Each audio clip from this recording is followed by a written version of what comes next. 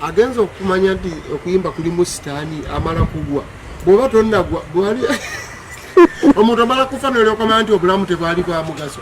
bwali ng'okyabulina nga wali ogenda mu malwaliro bakujjanjabe obusigazi kakati ng'abadde alwana nnyo akuba ennyimba akalagulaidde bakola kibakola vidiyo abeere lwaki abadde akola ebintu ebiri mu sitaani amaze kufuuka mulimi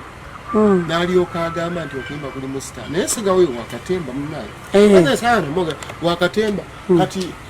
kati avudde ku by'okukuŋŋaanya abakyala abangi kati ate agenzeku ate alumbye bayimbi kuli mu sitaani asiramuse n'osiramukambwe kati byajja mu ndongo byonna agenda byokya kati kyekitegeeza byewajja mu ndongo weba endongo nga masitaani oba ogenda byokya kubanga sitaani yabikuwa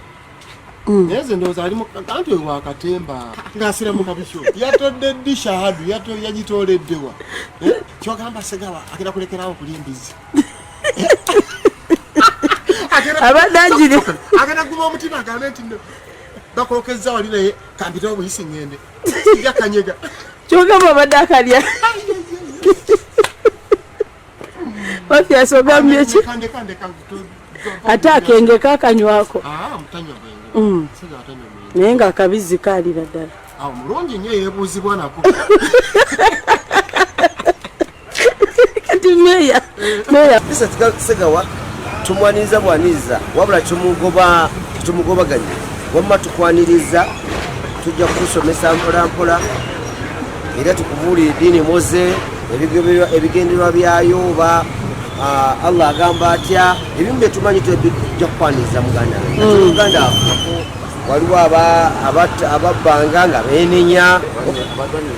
abantu banywa enjaga ne bagivaako so wabaawo obudde buli muntu alina obudde obw'okwenenya ekyokuba n'abakazi abangi era abadde ne bakyala be abadde nabo bangi kingambe abadde ne bakyala be ate mwana muto nti alina omu gwe yasookerako abadde ne bakyala be ate ebyesagala nokuyigiriza eyo private life ye